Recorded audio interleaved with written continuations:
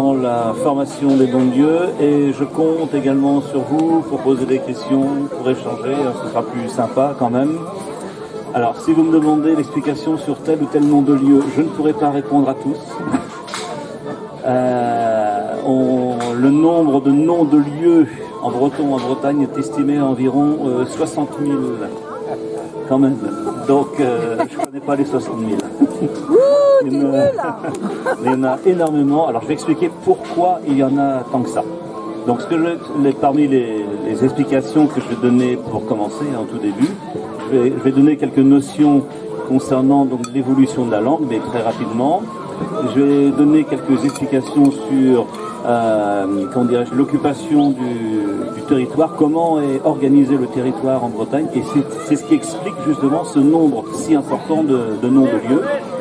Et puis après, on verra différents exemples, et à chaque fois, donc j'expliquerai ce qui s'est passé dans l'évolution du nom, alors ce qui veut dire aussi, et ce qui s'est passé dans l'évolution du nom, et surtout comment on le prononce correctement en breton. Parce que très souvent, pour les noms de lieux, on a une prononciation en français, mais c'est une prononciation locale en français, et une prononciation en breton. Et parfois, on a également une prononciation livresque en français.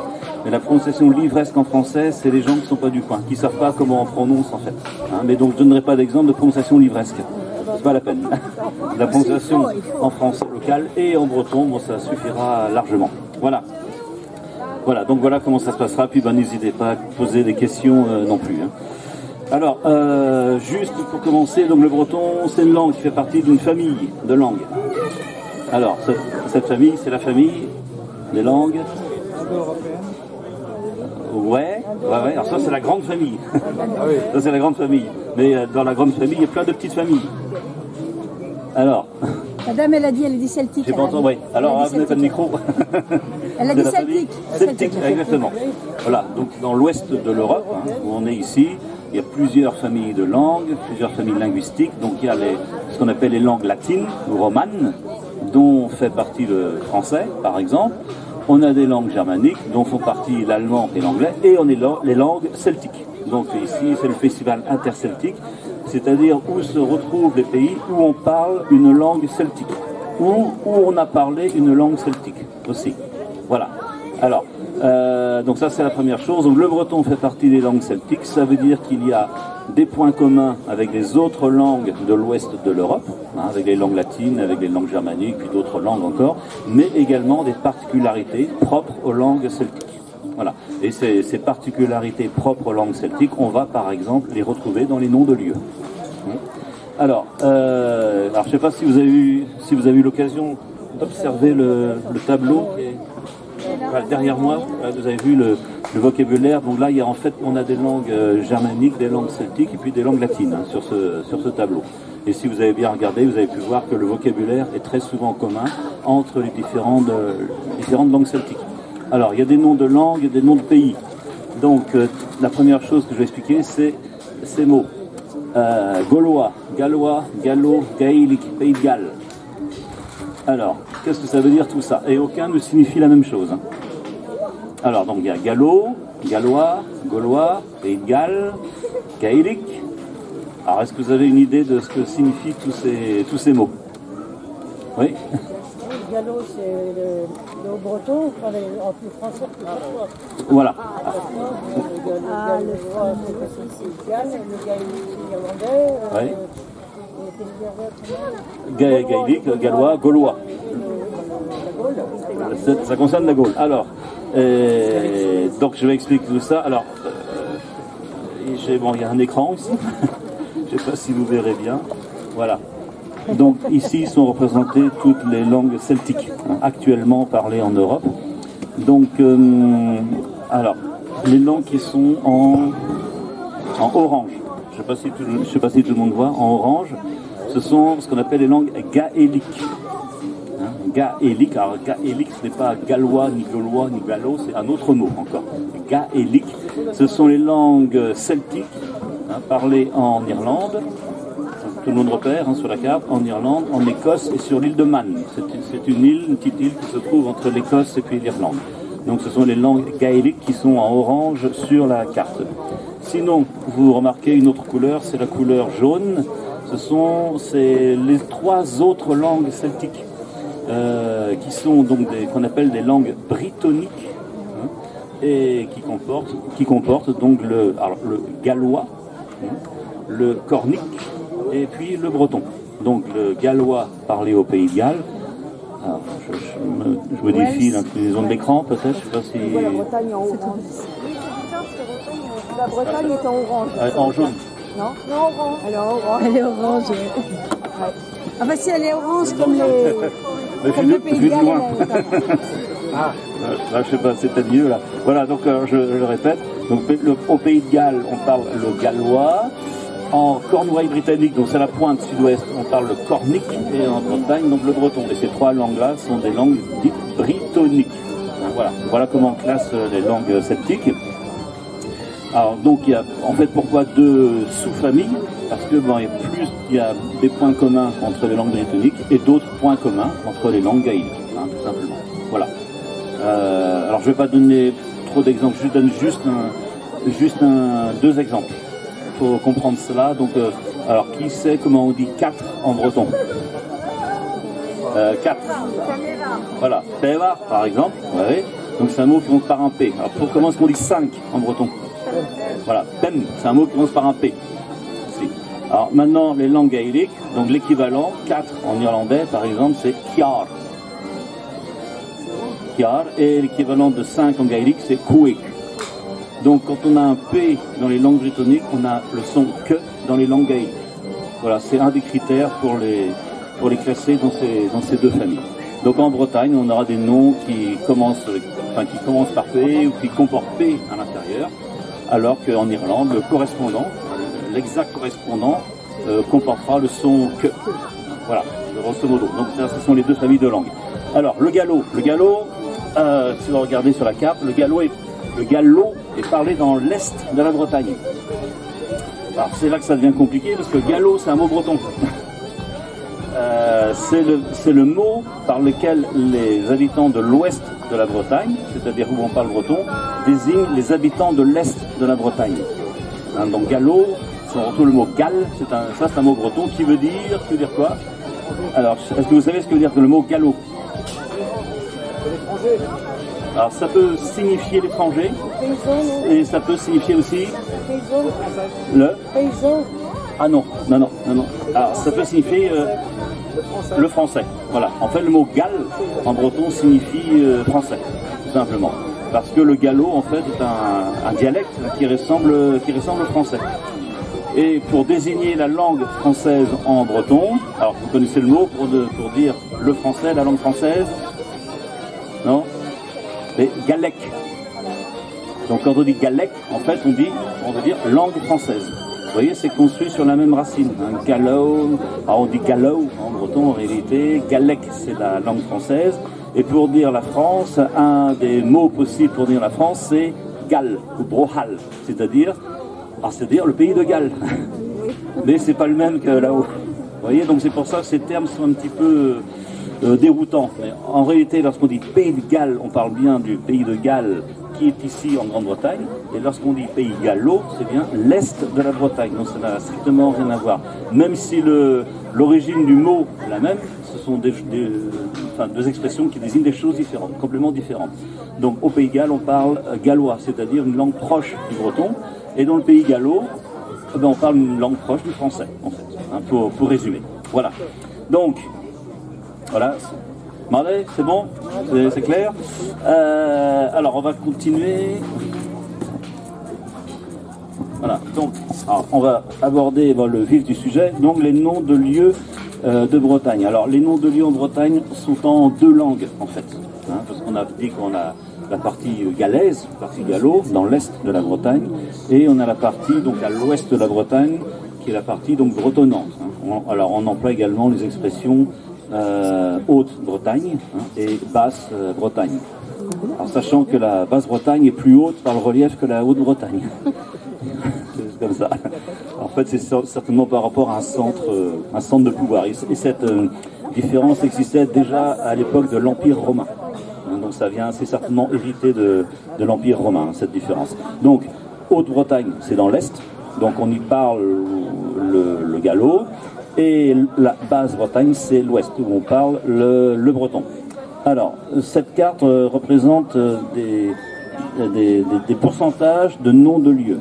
Alors, vous marquez alors, vous voyez la couleur sur la Basse-Bretagne, sur l'Ouest, c'est quelle couleur? Rouge. Voilà, c'est rouge, c'est rouge. Alors, c'est rouge, c'est bien ça, c'est rouge foncé.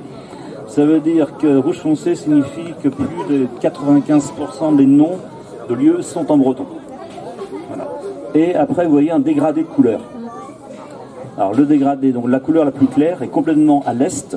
Hein. C'est là où on trouve pratiquement, en fait, aucun nom breton. C'est-à-dire, ce sont des zones en Bretagne où on n'a pas parlé breton. C'est pas une zone bretonnante, ce n'est pas une zone britophone, hein, comme on dit aussi. Et vous voyez le dégradé de couleur. Alors, le dégradé de couleur indique des pourcentages de plus en plus forts de noms en breton. Donc, plus on va vers l'ouest, plus la couleur est foncée. Alors, Mais t'as pas l'exception de Guérande, quand même? Dans le pays de Nantes, là, on descend. Guérande est là, ouais. D'accord. Ah ouais. Guérande est donc en Loire-Atlantique, ici. Il y a plein de noms de lieux en breton. Il y a des noms de lieux en breton. Alors, il y a des études récentes qui ont été faites sur les noms de lieux de la région de Guérande, en Loire-Atlantique, oui. Alors ça, c'est une étude qui a été faite sur le long terme par Jean-Yves Lemoyne. Donc c'est une carte extraite de son livre. Il a étudié tous les noms de Haute-Bretagne, dont la partie avec les dégradés. Il les a tous étudiés. Il a passé donc plusieurs années et il a calculé lesquels étaient en breton et lesquels étaient en gallo ou en français. Et à partir de là, il en a déduit des pourcentages et il en a déduit également la date à partir de laquelle le breton a été remplacé par le gallo. Voilà, donc c'est une superbe étude. Donc c'est une carte vraiment de référence. Alors nous, en ce qui nous concerne, donc on va étudier principalement des noms qui se trouvent dans la partie rouge. C'est là qu'on trouve le plus de noms en breton. Donc c'est là qu'on va surtout s'intéresser à cette partie-là. Dans la partie avec des couleurs dégradées, là où il y a le gradient de couleur, il y a des noms en breton aussi, forcément, mais qui eux n'ont pas évolué de la même façon que les noms de l'ouest de la Bretagne. C'est-à-dire à partir du même nom, on a un résultat différent au XXe siècle. Alors je vais prendre un exemple. Je vais prendre même un exemple en dehors de la Bretagne. Vous allez voir la différence. Alors, il y a les prénoms en français sont de diverses origines et il y en a, je crois qu'il y en a 3 ou 4 qui sont d'origine gauloise seulement. Il n'y en a pas d'autres. Il y en a très très peu. Un des prénoms d'origine gauloise en français est, alors, tout le monde le connaît, ce prénom, Maclou. Bon, je ne vais pas faire de pub, mais les tapis. Ah, c'est à cause des tapis. Voilà, Saint-Maclou. Alors Maclou, c'est un nom gaulois, c'est un nom celtique. Donc, parce que je n'ai pas parlé du gaulois tout à l'heure, mais le gaulois c'est une ancienne langue celtique qui n'existe plus. Alors Maclou, c'est un nom d'origine celtique qui à l'époque se disait quelque chose comme Maclowéos. C'est le nom celtique, et ça a donné Maclou en français. Alors ce même nom existe dans l'est de la Bretagne, dans une partie de la Bretagne où on a parlé breton, mais qui est passé au gallo maintenant, et ça a donné Malo. Voilà. Donc, alors, en fait, ce nom en breton, disons, si on prend la prononciation breton qui existait, on va dire, aller au 5e siècle, on disait Mahlou. Et en français, ça donnait Maclou. À Saint-Malo, ça se prononçait Mahlou aussi. Mais comme c'est passé en zone gallo, du coup, c'est devenu Malo. Voilà. Et ce même prénom existe toujours donc, dans la partie rouge, dans l'ouest de la Bretagne, dans, par exemple, une commune dans le nord de Morbihan qui, en français, se dit Logmalo. Et en breton, on la prononce Lomahlo. Mahlou, on retrouve la prononciation d'origine. Donc là, vous avez un gradient, si vous voulez. On a Maclou, Malo, Mahlou. Et Mahlou, donc c'est proche de la prononciation d'origine. Voilà. Donc ça c'est juste pour illustrer le fait qu'il y a des noms d'origine bretonne dans cette partie-ci et qui ont évolué d'une façon différente par rapport donc, à ce qui se passe ici dans l'ouest de la Bretagne. Voilà. Mandé ? Et si vous avez des questions, n'hésitez pas. Non, ça va ? Alors, donc il y a souvent des questions qui reviennent, donc il y a beaucoup de noms de communes en Bretagne et des noms de villages qui commencent toujours par les mêmes préfixes, vous avez pu remarquer ça. Alors vous connaissez ces préfixes, hein, ils sont très connus. Alors, vous pouvez en citer. Caire, Voilà. Langue, Plou, Caire, Voilà. Alors, voilà, vous avez presque tous cité. Ils sont tous là. Alors, je sais pas, vous pouvez les lire. Plou, Alors, Plou, oui. Lan, Les, Trève, Log, Log, Sant, Sant, ouais, Sant et Caire. et Caire, voilà. Alors enfin, le plus connu, je pense, c'est Caire. Hein. Alors pourquoi tant de préfixes? Alors je vous l'ai dit tout à l'heure, c'est parce qu'il y a énormément de noms de lieux en Bretagne. Alors je vais les redire, comme ça vous allez pouvoir les répéter après moi. Hein, tant qu'à faire, puisque vous êtes ici dans un atelier de toponymie, autant bien prononcer les mots. Donc Plou, allez-y, Plou, bon, c'est facile. Hein. Lan, ouais, mat. Les, hein. Trève, hein. Log, voilà. Sant, et puis le dernier, Caire. Voilà, très bien, super, matré. Alors, donc je vais expliquer tous ces préfixes. Alors pourquoi tant que ça? Alors c'est lié en fait à l'organisation du territoire. Alors, on va commencer par le premier, Plou. Alors, est-ce que quelqu'un sait ce que signifie ce préfixe? Voilà, c'est la paroisse, c'est Toul. Ah non. Alors donc il y a quelques mots qui se ressemblent effectivement. Donc Plou, c'est bien la paroisse. Alors c'est l'ancien mot en breton pour dire paroisse. Actuellement, pour dire paroisse en breton, on n'utilise pas ce terme. On emploie un mot d'origine latine parce que bon, les paroisses ce sont des organisations du territoire liées à la religion. Donc on emploie le mot paris. Hein, donc c'est le même mot, ça ressemble au paroisse en fait en français. Paris, c'est la paroisse actuellement. Mais le premier mot qui en breton a désigné ce genre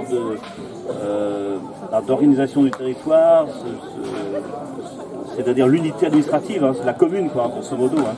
Le premier mot c'était plouer. Hein, c'est comme ça qu'on le prononçait. Donc il y a 1500 ans, ça se prononçait plouer. Voilà. Et comme c'est utilisé en préfixe, hein, en tête de mot, donc c'est devenu Plou. Hein, et ça s'est réduit. Alors on dit Plou, mais il y a d'autres variantes. Je ne sais pas si vous connaissez d'autres mots, d'autres noms. Plou moderne. Voilà, donc il y a Plo et Pleu. Et plus. Voilà, tout ça en fait veut dire la même chose. Hein. Donc il y a certaines zones on dit plutôt Pleu, d'autres zones on dit plutôt Plo, ça dépend. Mais la prononciation la plus commune c'est quand même Plou. Alors Plou, donc c'est l'ancien nom qui veut dire l'ancien mot qui désigne une paroisse. Alors les paroisses sont grandes en Bretagne, habituellement. Ah oui, alors, poule, donc on a cité les deux autres mots tout à l'heure. Donc poule, ça n'a rien à voir, c'est la mare, un trou d'eau. Et le mot toul, c'est un trou. Tout le blaze. Voilà, donc ça n'a strictement rien à voir. Alors il y a Ploumanac par exemple. En fait, en réalité, c'est pas un plou. C'est un poulmanac. À l'origine, il y a eu une inversion voilà, entre le L et puis le OU. Là, hein. Voilà. Donc, alors, Plou, c'est bien la paroisse. Alors, comment sont formés ces noms de paroisse? Donc, on a Plou et derrière, la plupart du temps, on a le nom du fondateur de la Plou. Voilà. Donc, en général, le mot qui est derrière est un prénom, en fait. Hein. Alors, on dit que c'est un nom de saint. Je ne sais pas si c'était toujours saint. C'est le nom du fondateur. Alors, et en fait, les historiens ou les toponymistes ne disent pas que c'est le nom d'un saint. Ils disent, le terme précis qu'ils emploient, c'est le nom d'un cadre civilo-religieux. Voilà. C'est-à-dire, on ne sait pas s'il avait plutôt un rôle civil, politique, plutôt un rôle religieux, mais c'est pas forcément un saint. C'est les légendes populaires qui ensuite en ont fait quoi, des saints, quoi, de ces personnes-là. Alors, alors actuellement, en Bretagne, il y a 160 communes qui commencent par le préfixe Plou, actuellement, 160. Et elles sont réparties sur l'ensemble de la Bretagne. On en trouve en Pays Gallo, parce que dans des parties du Pays Gallo où on a parlé breton, c'est ce qu'on a vu sur la carte tout à l'heure. Donc dans ces parties où on a parlé breton dans le Pays Gallo, on peut trouver des noms en Plou. Mais dans les parties où on n'a pas parlé breton, il n'y a pas de nom en Plou, tout simplement. Voilà. Alors, et en général, donc le nom du fondateur. Voilà, du fondateur, du chef. Hein, voilà. Alors vous avez des exemples? Plougastel. Alors, donc j'ai dit qu'en général c'est le nom de Plou plus le fondateur, parfois des exceptions. Alors, Plougastel est une exception. Ça commence. Alors, en fait là c'est assez facile à comprendre, c'est le mot castel, qui veut dire château.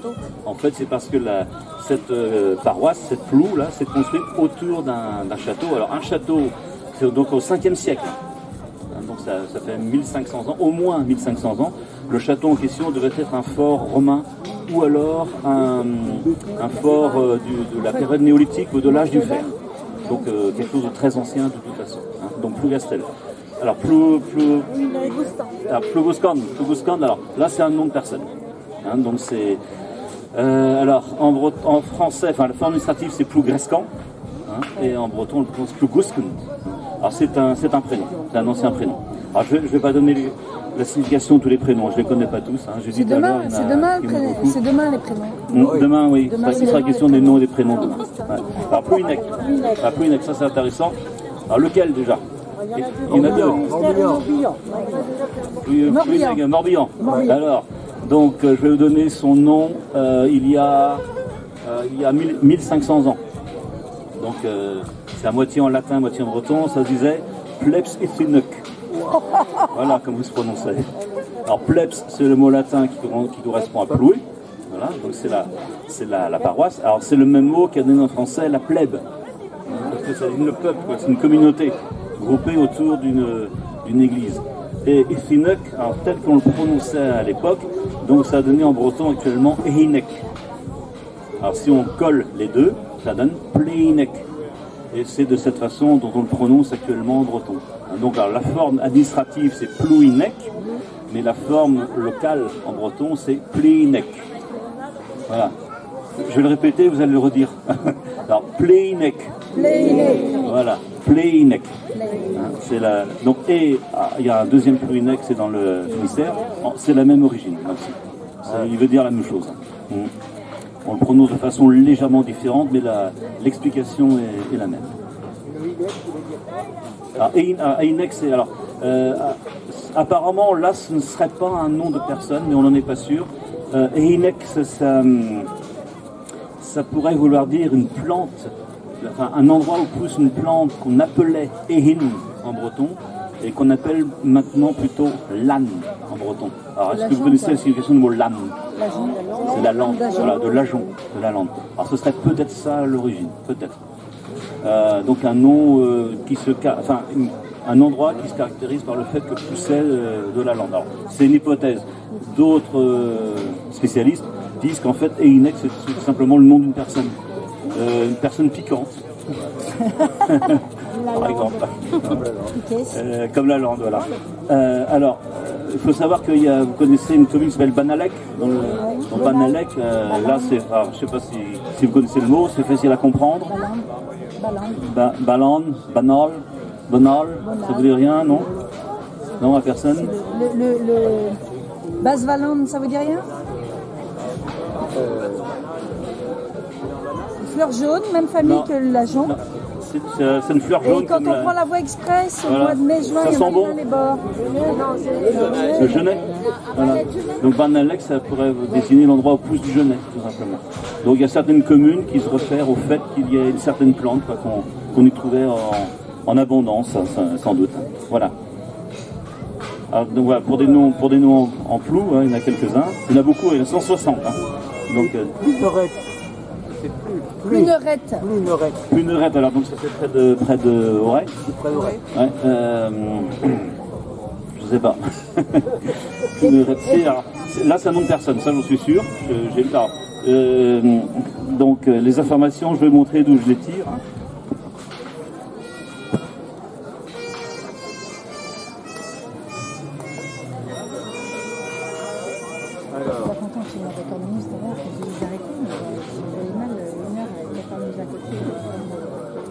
Voilà. Hein, donc là vous avez au moins 50 000 toponymes bretons expliqués. Voilà. Alors Plounerette, c'est un prénom. Alors, je ne vais pas donner la signification des noms et des prénoms aujourd'hui, hein, ce sera demain, l'intervention de demain. C'est Guinière. Alors voilà, alors Pluvigné, là c'est... Sanguinière, non là, alors, dans Pluneret, en fait c'est plus, donc c'est plus ou plou, c'est pareil, plus Néret, donc c'est un prénom. Alors, si je prends l'exemple de Pluvigné, alors en breton, il se dit Pleuvinière. Ah, allez-y, Pleuvinière. Pleuvinière. Pleuvinière. Pleuvinière. Pleuvinière. Voilà. Alors là, c'est Pleu ou bien Plou, plus un ancien prénom qui était Guinière. Voilà, Guinière. Hein, donc c'est la paroisse du fondateur, sans doute, ou de la personne qui était à la tête de cette paroisse. Alors, une personne qui était à la tête d'une paroisse, d'une telle communauté, au Moyen-Âge, au début du Moyen-Âge, portait le nom de Tierne. Alors, Tierne, c'est un ancien mot breton qui signifie, grosso modo, un seigneur, si vous voulez. Hein, donc, c'était le chef quoi, du territoire en question. Donc, Duinir, c'est un ancien prénom. C'est une des hypothèses. Il y a une autre hypothèse, peut-être qu'il y aurait là, on aurait retrouvé, je crois, où il était question d'un ancien temple gallo-romain qui était dédié à la déesse Vénus. Alors, Vénus en breton existe aussi dans le nom d'un des jours de la semaine. Alors c'est le vendredi. Donc en breton on dit Duinir. Quand on dit Duinir, c'est le vendredi, dit Duinir. Et Duinir ressemble un petit peu à Duinir. Donc c'est pour ça qu'il y a cette hypothèse-là qui existe aussi. Ça serait la paroisse de Vénus. Ouais, ou alors le prénom est une forme provenant de Vénus. Voilà. Donc là on ne sait pas trop. Mais ce qui est très probable, en tout cas, ça a été réinterprété comme un prénom. Ça c'est certain. Quelle que soit l'origine, il y a une réinterprétation. Il y a une réinterprétation en breton aussi. Hein. C'est pas une réinterprétation passée par le français, mais il peut y avoir des réinterprétations d'un ancien mot breton par un mot breton plus moderne, parce que le sens premier a été perdu. Hein. Ça arrive souvent aussi. Voilà. Donc ça c'est pour les plous. On va pas faire les 160. Hein. Alors, donc autre préfixe qu'on retrouve souvent. Alors voilà. Alors, je vais changer de page. Donc ici.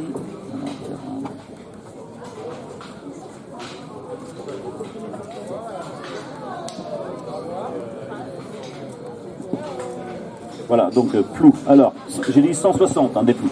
Alors, il y a le préfixe lan aussi. Lan en breton, il y en a 500. Donc 500, alors nom de commune ou nom de ce qu'on appelle village. Alors, lorsqu'on emploie le terme village en Bretagne, qu'est-ce que ça veut dire? Autour d'une église. Chapelle. On ne trouve pas forcément une église, non. Une chapelle? Non, c'est un lieu-dit. Voilà, lorsqu'on emploie le terme village en Bretagne, s'il y a 2 maisons, c'est déjà un village. Voilà. Donc ça correspond plus ou moins à hameau en français, mais hameau n'est pas un mot très très utilisé en Bretagne, on dit plutôt village. Alors, donc, si je prends la structure, on dirais-je, habituelle hein, d'une plouée, en fait elles sont grandes, hein, le territoire d'une plouée est très très très grand, très étendu, plusieurs dizaines de kilomètres carrés, hein, 50, 60, 70. Alors, une des plus grandes c'est Languidic, plus de 100 km par exemple, et donc on a toujours un bourg. Alors, le bourg c'est là où se trouve l'église paroissiale, et on a tout un tas de villages tout autour. Alors si je prends un exemple, dans une commune de 50 km par exemple, on peut trouver jusqu'à 120 villages. Donc ça veut dire que l'habitat est réparti sur l'ensemble du territoire. Donc on parle là d'un habitat dispersé. Hein, donc partout il y a des villages partout. Et c'est lié au fait que le territoire est divisé en champs de dimension réduite et séparé par des haies, des talus, et ce type de paysage porte le nom de bocage. Donc on a un habitat dispersé avec plein de villages partout, associé à du bocage. C'est-à-dire plein de petites parcelles agricoles partout réparties sur la commune, avec anciennement des parties communes. Alors, ce qu'on appelle souvent c'est ce qui était des landes, hein, les landes, étaient souvent des parties communes, qui étaient cultivées en commun, ou bien où on laissait les animaux paître. C'est pour ça qu'il y a beaucoup de noms de villages qui peuvent commencer par Lan. Alors ce n'est pas le même land, hein, il y a Lan, donc L-A-2-N, c'est la lande, et il y a le mot land qu'on trouve dans des noms de villages et qu'on trouve dans des noms de communes aussi parfois, qui veut dire autre chose. Alors que signifie ce mot land? Il signifie ermitage. Un ermitage, une église. Alors, des exemples proches d'ici, vous avez Languedic, par exemple. Je ne sais pas si ça vous dit quelque chose. Oui. Lannerbourg. Alors, c'est où? C'est un lieu-dit de Plumeur. Ouais, alors, ouais, mais là, je crois que c'est. Dans 3 mots. Ouais, mais là, c'est l'âne. C'est pas l'ande. Donc, c'est la lande, là. C'est Lannerbourg, là, c'est la lande de la mer. Lanbiwe. Alors, c'est Lanbiwe. Lanbiwe. Là, c'est une lande. Hein, c'est une lande, là aussi. Lanester, on connaît. Donc là, c'est Lannes. Ce n'est pas un ermitage, c'est Lannes, c'est-à-dire que la commune de Lanester a été créée à partir de quelques maisons où habitaient les ouvriers des chantiers de la Compagnie des Indes. Ils sont groupés en bord de mer, donc dans une lande, hein, à peu près, juste au bord du Scorff. Et donc, c'est comme ça qu'est né. Donc, et ce lieu s'appelait Lanester, c'est-à-dire la lande de la rivière. Donc, Lanester n'est pas un land. Hein. Alors, Languedic, c'est un land. Donc, je ne sais pas si vous avez entendu la différence de prononciation. Donc, Lan, c'est de la lande. Hein. Et land, c'est un ermitage. Voilà. Et Lambézélec, c'est un ermitage, là aussi. Alors là, ça vient, c'est Lambézélec, donc land devient land parce qu'il y a un B derrière, et en fait, ça veut dire donc l'ermitage d'un saint homme. Alors, on peut penser que le prénom qui se trouve derrière land correspond plus à quelqu'un qui était plus religieux, hein, plus saint que pour les plous. Hein. En général, c'est un nom de prêtre ou bien de saint en général. Alors, et là, le nom en question, c'est Pézéloc. Hein. L'ancien nom, c'est Pézéloc. Et lorsqu'on met land devant, on dit Lambézélec. Donc ça c'est dans le Léon, hein, près de Brest. Hein. C'est ça. Landévennec. Landévennec. Ah, il est intéressant celui-là. C'est ermitage. C'est un ermitage, il y a un monastère. Voilà, là on a la preuve. Hein. On ne peut pas se tromper. Alors, Landévennec, donc alors là ce qu'on a là dans ce nom, c'est le diminutif du saint qui a créé l'ermitage en question, le monastère en question. Alors, est-ce que vous savez qui a créé ou qui y a exercé la fonction, en tout cas, d'abbé à Landévennec? Est-ce que vous connaissez? Non, alors c'est un certain Guénolé. Alors, Guénolé, c'est un prénom, donc on verra ça demain, de toute façon, prénom composé. Et dans Guénolé, on a le mot Guen. Alors, tout le monde le connaît, le mot Guen. Voilà, c'est blanc, mais ça voulait dire aussi sacré, pur. Hein, le premier sens de Guen, c'est ça. Donc c'est un prénom très honorifique. Et en fait, ce land porte le nom de Guénolé. Alors, quel rapport entre Landévennec et Guénolé? En fait, la partie commune, c'est Guen. Alors, et c'est un diminutif, c'est-à-dire que il ne se faisait pas forcément appeler tout le temps Guénolé, on pouvait dire Guen. On pouvait dire aussi Guénec. Hein, c'est une façon de formuler le diminutif. On pouvait même l'appeler Tevenec. On rajoute un petit préfixe devant et c'est un petit peu comme on dit, je sais pas, la différence entre Jean et Petit Jean par exemple. Vous voyez, si on pouvait comparer par rapport au français. Donc, il se faisait apparemment appeler souvent Tevenec, ça devait lui plaire sans doute. Et donc le nom de lieu est devenu Landévennec. Voilà, donc voilà l'explication pour ce land. Voilà. C'est bon? Ça va? Alors, on continue. Alors, land, alors, des noms en lace. Alors, je ne sais pas si vous en connaissez. Lace, voilà. Et en breton, vous savez comment on le dit? Non? Lesneven. Hein, donc, tel qu'on le prononce dans le Léon. Donc, Lesneven. Alors, Neven, donc là, c'est lace. Donc, c'est une cour seigneuriale. Donc là, ça n'a plus du tout de rapport avec la religion. Là où on avait un lace, on avait forcément une maison forte ou un château, ou même maintenant, hein, on peut y trouver encore un manoir, ça peut arriver. Alors, beaucoup ont disparu. Alors, lorsque ces laces ont été créés, les châteaux en pierre n'existaient pas encore. Hein, donc on est là au 6e, 7e siècle, les châteaux en pierre n'existaient pas, on construisait des châteaux en bois. mais on les construisait sur une butte, hein, qu'on appelle une motte féodale. Hein. Et parfois, ces mottes féodales, donc une construction d'un château en bois, ont été parfois remplacées par des châteaux en pierre, hein, suivant si le seigneur du lieu avait des moyens financiers de le faire, tout simplement.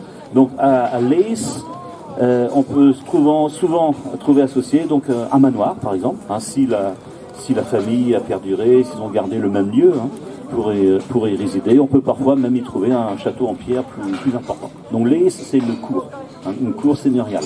Alors c'est une cour seigneuriale, c'est également une cour de justice. Hein. Alors pour dire la cour de justice, on dit Leesvarn. Hein, donc c'est la cour de jugement, en fait. Donc Lees, ça c'est deux sens-là, la cour du roi puis la cour de justice. C'est un lieu où on rendait la justice? Ah non, Lees c'est une cour, mais c'est une cour seigneuriale. D'accord, ok. Mais pour parler de l'endroit où on rendait la justice, si c'est un bâtiment, on va dire Leesvarn. Ok. Mais on pouvait rendre la justice aussi en extérieur. Et là, c'était un peu moins drôle, parce que on trouve ça dans des lieux qui s'appellent Land Justice. Alors, je ne sais pas si vous en connaissez, des lieux qui s'appellent Land Justice. Ouais, il y en a, au Pays de Quimperlé, il y en a. Oui, il y en a. Et un autre nom, pas très drôle non plus, Carpotence. Ah oui.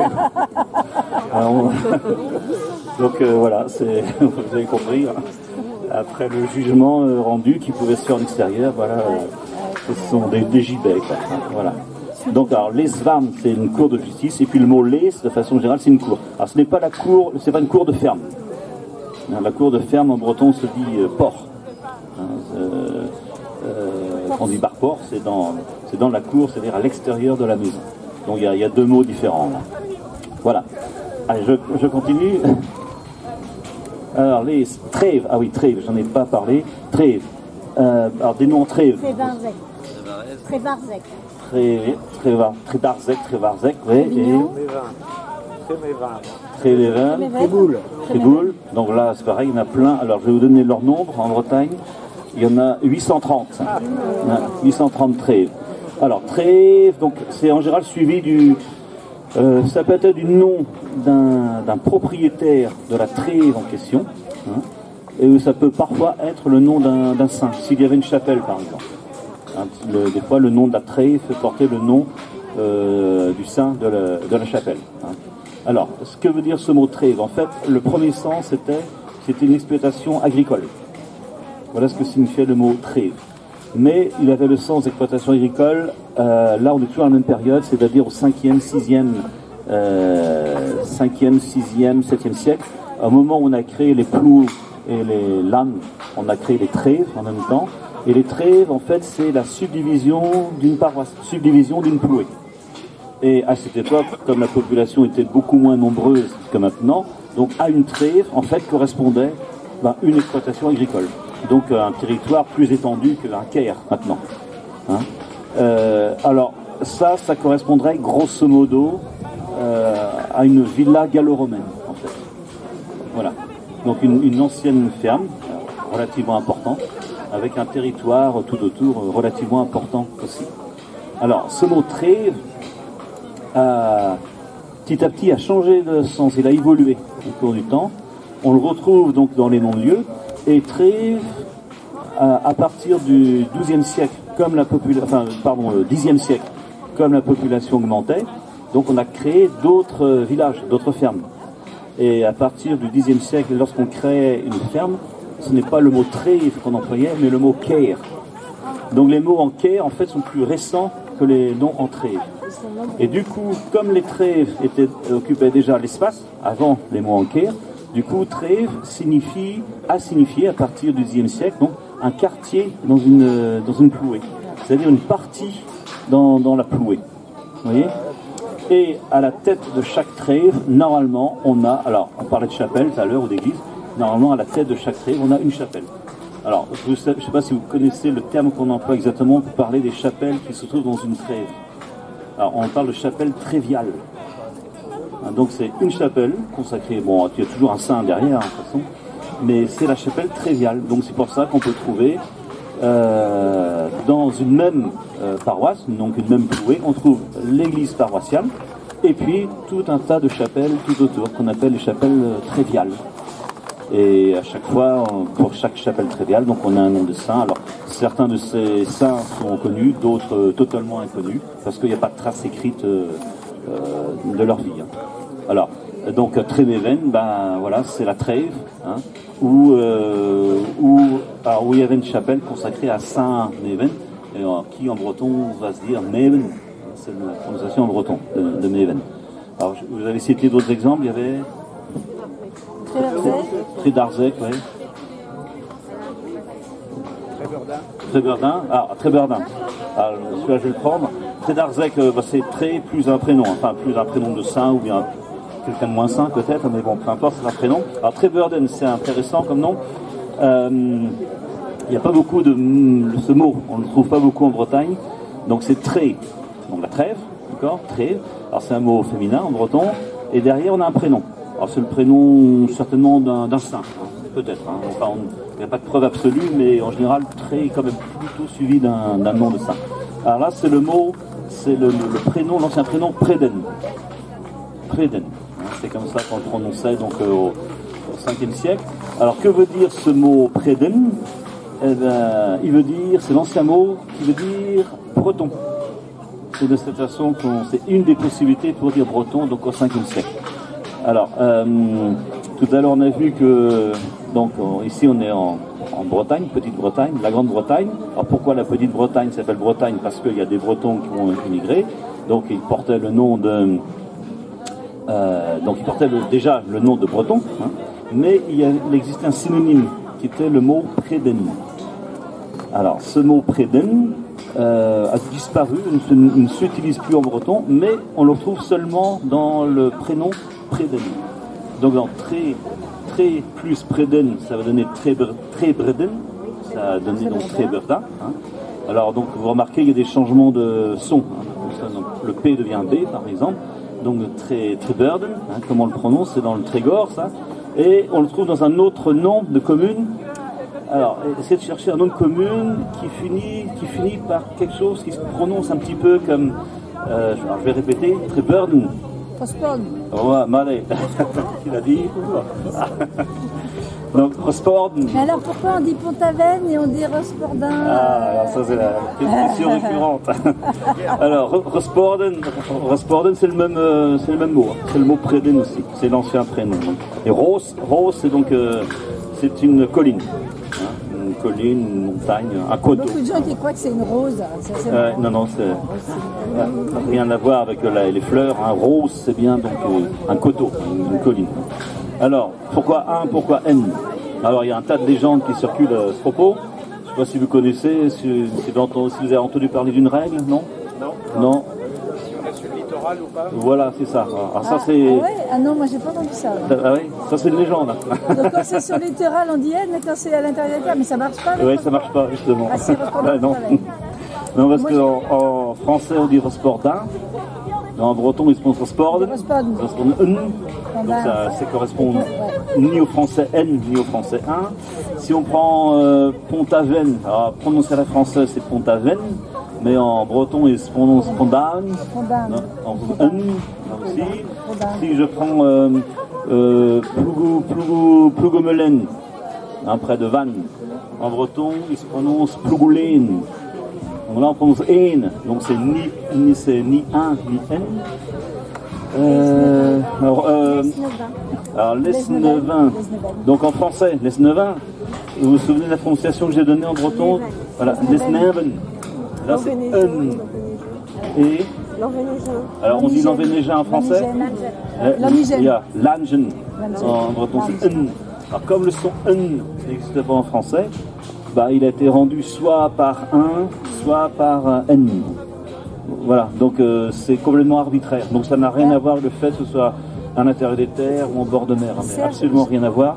J'avais entendu une explication de je ne sais plus qui à Pont-Aven qui disait que les autres étaient beaucoup plus anciens et que justement Pont-Aven était juste un village qui est devenu, avec Gauguin, avec tout ça, une bourgade et du coup c'était une prononciation plus récente et ça faisait un peu anglish ou je sais pas quoi. Oui, c'est ça. Alors, il y avait un truc de mode. Alors ça c'était étudié par Erwan Valéry. D'accord. C'est Erwan Valéry qui a étudié ça. En fait, je dis que c'est arbitraire. C'est un peu arbitraire. En fait, il a construit une théorie sur ça, la théorie de l'emprunt. En fait, il s'est aperçu que on a la prononciation 1 ou N en français suivant la date à laquelle le mot breton est passé en français, hein, plus précisément. Alors, en général, ça donnait le son 1 pour les emprunts anciens et le son N pour des emprunts relativement récents. Alors, Pont-Aven, c'était pas connu, c'était une commune vraiment pas connue, qui s'est fait connaître par les peintres, hein, donc Gauguin par exemple. Et alors, les peintres qui sont arrivés là-bas, ils parlaient pas breton, ils ont entendu dire Pont-Aven, hop, ils l'ont adapté en français sous la forme Pont-Aven. Hein. Ils ont entendu ils ont respecté la prononciation bretonne. En breton, on dit pas on dit pas Pont-Aven. Ouais, mais c'est pas Pont-Aven. Non, mais si Pont-Aven était dans le Morbihan, on dirait Pont-Aven. Donc, on dirait. Mais c'est pas, en tout cas, c'est pas N. Alors, pour avoir le son N en breton, il faut prendre un autre exemple. Maneguen, c'est quelque chose. Hein, donc, il y en a beaucoup. En fait, en breton, on prononce bien Maneguen. Là, il n'y a pas de doute, c'est N. Hein, parce que le mot breton se prononce déjà Guen. Donc, c'est passé sur la forme N en français. Là, c'est facile. Guen existe en breton, il existe en français, donc voilà, il n'y a pas eu de modification. Mais quand on a la prononciation N ou Ein ou Un, alors là, ça peut être soit N, soit Un, puis ça peut dépendre de la date à laquelle le mot était emprunté en français, en plus. Hein. Voilà. Allez. Voilà. Donc il y a 50 000 noms hein, dans le dico. Et ouais. Alors il reste encore un petit peu de temps. Des questions peut-être ou... Alors, le préfixe ker, ouais, enfin, je voudrais parler de deux préfixes loc, des noms qui commencent par loc. Voilà, loctudi. Alors, loc. Là, c'est le nom d'un saint. Là, c'est un saint. Alors, il y en a, alors, des locs en Bretagne, il y en a 200. Logmaria. Ouais, Logmaria, ce sont deux de plus nombreux. Locquirec, donc, Logmaria, c'est le plus nombreux parmi les noms en loc. Il y en a, de mémoire, il y en a 60 en Bretagne, des Logmaria. Locmiquelic. Alors Locmiquelic ou Locmiquel, hein, parce que X c'est le diminutif. Je crois qu'il y en a en Bretagne, il doit y en avoir une 7 ou 8, je crois, hein, de Locmiquel ou bien Locmiquelic en Bretagne, sur toute la Bretagne bretonnante. Alors Loc, ce sont des noms qui ont été créés vers le 11e, 12e siècle, donc à peu près à l'époque des Caire. Auparavant, lorsqu'on créait un nom avec un nom de saint, au land qu'on utilisait, et à partir du 10e, 11e, 12e siècle, on a créé des noms qui portaient un nom de saint, donc un non-lieu à partir d'un nom de saint, avec le préfixe loc. Voilà. Donc en fait, ça signifie à peu près la même chose que land, mais en général, lorsqu'on a un loc, on n'a pas forcément d'ermitage ou de monastère. On a une chapelle, quoi, tout simplement. Une petite église, une chapelle. Alors, Logmaria. Bon, Logmaria, c'est facile, c'est Marie, voilà, c'est la Vierge Marie, Logmaria. Donc, il y en a plusieurs. Donc, Logmaria Caire.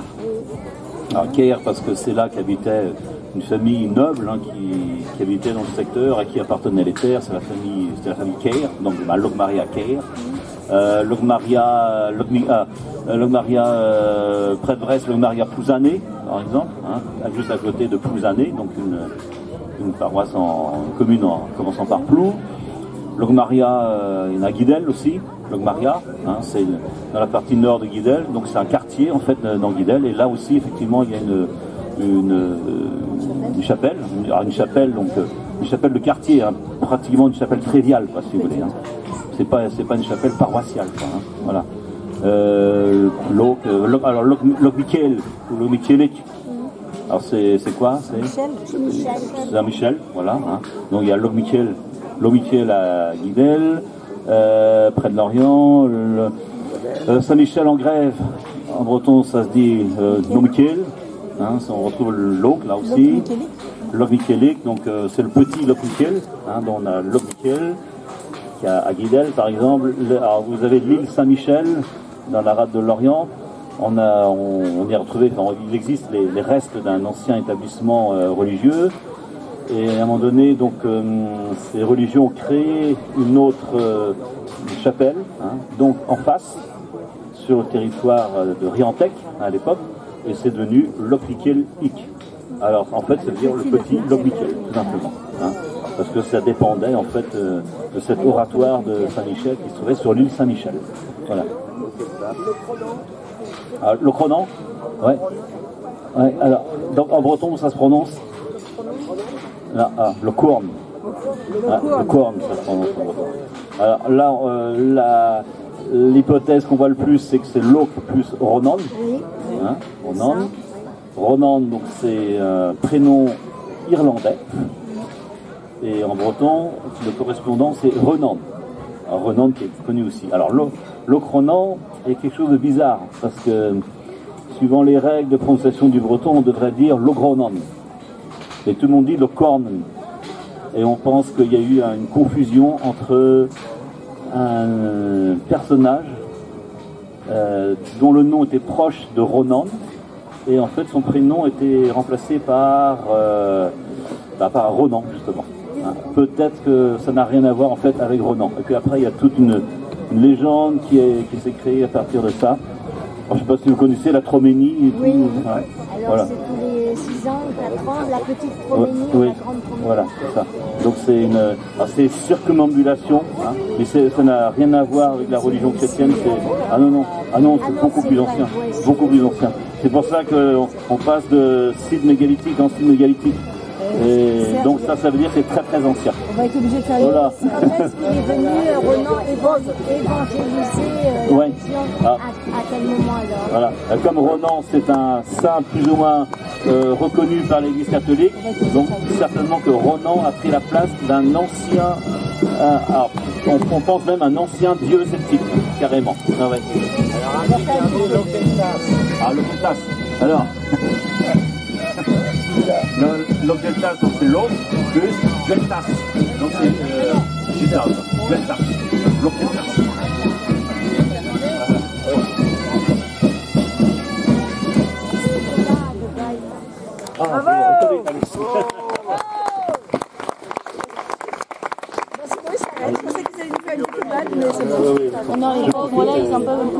Ils sont en train de choisir leur prochain morceau, j'en profite. Les noms en Caire. Alors Caire.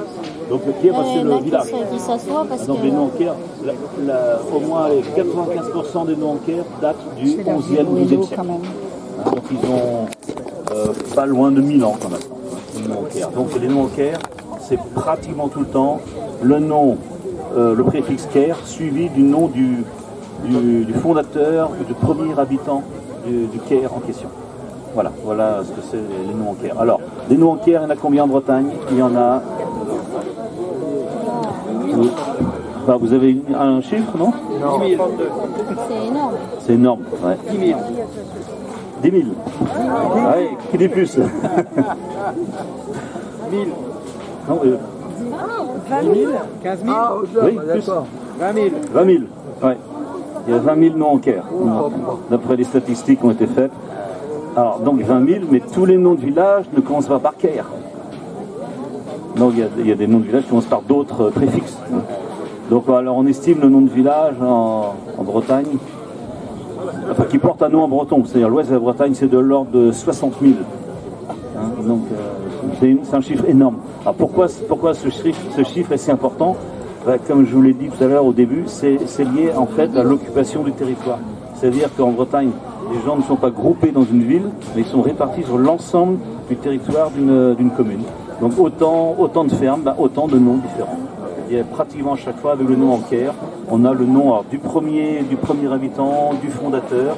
Parfois il a pu y avoir des remplacements de noms, c'est-à-dire que si quelqu'un, je sais pas, s'installe dans un village qui s'appelait Caire d'Anvers et qui s'appelle Kéré par exemple, le nom du village peut changer et puis il va devenir Carréré par exemple. Vous voyez, il a pu y avoir ce type de changement. Mais en général, on a un nom de famille ou bien un prénom derrière les noms en Caire. Voilà. Caire Bilouette. Ça vous dit pas? Non. Il y en a 20 000. Alors, il y en a qui sont transparents, qui sont faciles. et encore. Alors, Kergonan, c'est facile. Voilà. Ouais, parce que c'est Ker, alors c'est Ker plus Conan. Voilà, là c'est un prénom très connu, donc là c'est facile. Kergonan. Alors à chaque fois, vous voyez, le K, le Conan devient G. Hein, donc ça, c'est les règles de liaison entre les mots en breton. Et ça, c'est vrai pour toutes les langues celtiques. Hein, la modification de la consonne à cause du mot précédent. Voilà. Alors, Kerguelen, ok, là c'est facile aussi. C'est un que j'ai vu, je l'ai révisé. Donc c'est Ker plus Kellen. Voilà, donc c'est le prénom c'est Kellen et Ker devant, donc ça donne Kerguelen. Alors Kellen, je ne sais pas si vous connaissez ce mot Kellen, ça veut dire du ou. Hein, c'est le nom de la plante. Mais là, dans le cas précis de Kerguelen, c'est autre chose. En fait, c'est un ancien prénom, là aussi. Et il se trouve qu'il se prononce pratiquement de la même façon que le mot qui veut dire du ou en breton. Alors en fait, en réalité, le mot pour dire ou en breton se prononce Kellen. Et là, c'est Kerguelen. Kellen, vous voyez, on retrouve la différence N, encore une fois. Donc Kerguelen, c'est pas le ou, c'est bien l'ancien prénom Kellen. Voilà. Kergonan, Kerguelen.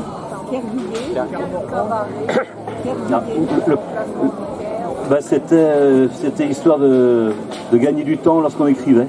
C'est une abréviation.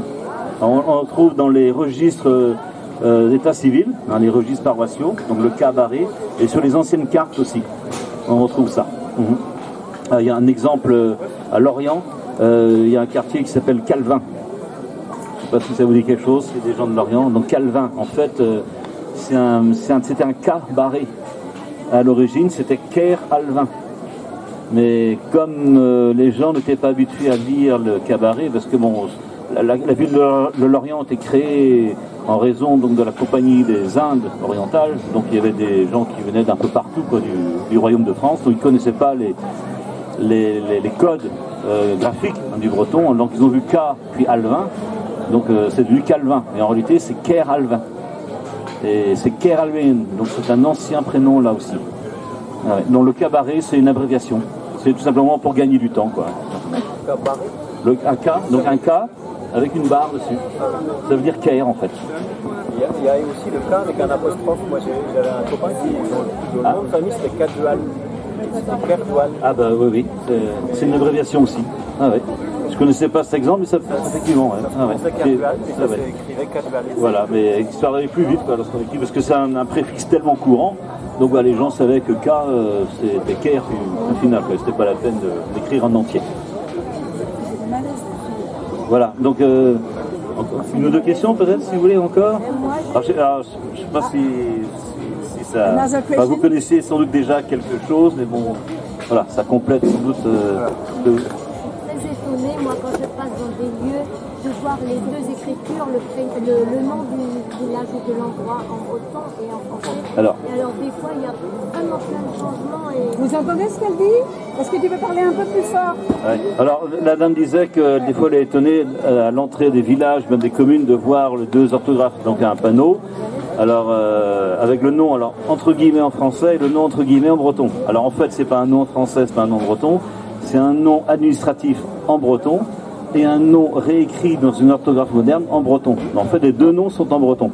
Mais le premier est écrit dans une orthographe ancienne du breton, et comme c'était fixé par l'administration, on va dire à peu près à l'époque du 15e, 16e siècle, c'est après l'édit de Villers-Cotterêts, hein, donc c'est resté sous forme figée, enfin sous une forme figée orthographique pour l'administration. Hein. Mais sachant qu'au moment où ça a été fixé par l'administration, déjà ça ne correspondait déjà plus exactement à la prononciation. Alors, et ça s'est fixé vers le XVIe siècle, et entre le XVIe siècle et maintenant, la prononciation a continué à évoluer. Et c'est pour ça qu'on peut trouver une orthographe modernisée. C'est pour cette raison. Alors, le pire, c'est croissant, pour croissant. Donc il y a croissant comme le croissant du petit déjeuner, CROI2SANT, et le mot en breton c'est croisse, la croix, et ent, le chemin, donc la croisée des chemins.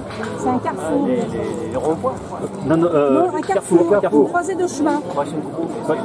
Oui, alors croisène 3 maintenant, le mot moderne ça ne le dira pas, mais croisène tout seul, c'est deux routes qui se croisent comme ça. Alors l'explication c'est que à l'époque où c'était fixé par l'administration, ça se prononçait croissant. Ça se prononçait croissant. Donc lorsque les gens ont écrit, ils ont pris le terme français le plus proche, croissant. Et en réalité, c'est bien croisse. Alors croisse qui veut dire une croix, et puis N qui veut dire le chemin, la route. Donc c'est une croix de chemin. Alors c'est pour ça que dans l'orthographe moderne, donc c'est écrit K-R-O-A-S-H-E-N-T. Et pour dire rond-point, donc on rajoute le mot trop qui signifie un tour. Un carrefour qui tourne. Voilà, c'est ça. Donc c'est un carrefour mais en rond, quoi. Donc croissantro, c'est le néologisme en breton pour dire le rond-point. Voilà. Bon, d'autres questions ou bien oui. Comment vous expliquez, alors pour l'Orient vous l'expliquez, mais toutes les grandes villes bretonnes ne correspondent pas du tout à ce que vous venez de dire. Il n'y a pas de Lot, il n'y a pas de Caire, Vannes, Rennes. Ah non, les. Ouais. Alors, il y a. Parce que ce sont des villes qui ont existé avant le 5e siècle. Alors, Vannes, par exemple, on pense que c'était la capitale des Vénètes. Donc Vannes, alors vous connaissez le nom breton de Vannes? Guénette. Alors, quand on dit Vannes, c'est pas évident, mais quand on dit Guénette, on voit tout de suite le rapport avec Vénète. C'était le peuple des Vénètes qui habitait là. Et donc le Guénette, en fait, c'est la ville des Vénètes. C'était leur capitale. Donc ce n'est ni un nom en Caire, ni en Loc, ni en Plou, parce que ça existait déjà auparavant. Hein, les Plous. Alors les Plous, en fait les Plous existaient déjà depuis longtemps sans doute, mais encore, en tout cas ils ont été nommés Plous vers le 5e siècle à peu près. Hein. Mais la structure territoriale devait déjà exister, mais peut-être avec un autre nom, mais ça on l'ignore totalement, il n'y a aucune trace écrite de ça. Mais donc les grandes villes effectivement n'ont pas ces préfixes. Alors Quimper, c'est le confluent. Le confluent de rivière. Voilà, du Jet et puis l'Audet, le Ster ou le Steyr. C'est pas le Jet, oui. C'est le Ster qui s'appelle le Ster. C'est ça. La rivière qui s'appelle la rivière. Voilà. Ster, exactement. C'est pas l'Audet, c'est l'Audet un peu plus loin. Donc c'est un confluent. Quimper c'est le confluent. Quimper, c'est Quimper-Ailé, Quimperlé à côté de Lorient. C'est le confluent avec l'Ailé. Voilà, Quimperlé, confluent de l'Ailé. La rivière s'appelle Ailé, donc il y a deux rivières qui arrivent là, Isole et Ailé. Et ça fait la Delta, bizarrement. Ça forme une confluence, donc Quimper-Ailé, la confluence de l'Ailé. Alors Rennes, Nantes, c'est pareil, hein, ce sont les anciens noms de peuples. Alors, donc c'est pas évident en français, mais en breton ça l'est plus. Donc Nantes en breton c'est Nannet. Et là où habitait les Namnet. Voilà, donc là c'est clair, le lien est direct. Et donc ça donnait Nantes en français. Et puis pour Rennes, donc c'est. Alors le nom, je vais prononcer le nom tel qu'on le disait auparavant en ancien breton. Ce sera encore plus clair. Redon. Et le peuple s'appelait les Redon. Voilà, donc là le lien est direct. Et Brest alors? À Brest, c'est pas un nom de peuple. Le nom du peuple qui habitait dans cette partie de la Bretagne n'a pas donné de nom de ville. À Brest, on sait qu'il existait là une place forte datant de l'âge du fer, donc c'est très ancien. Là, c'est à l'embouchure d'une rivière, donc vous pouvez être sûr, ce sera bien gardé. Hein. Et au même emplacement, on a construit un château d'époque gallo-romaine, et puis actuellement on y trouve le château de Brest. Hein. Tout ça est resté sur le même emplacement. Et Brest, alors on pense que l'ancienne forme écrite de Brest c'est Bregest. Hein. Et on pense que c'est constitué du mot bré qui veut dire une hauteur justement.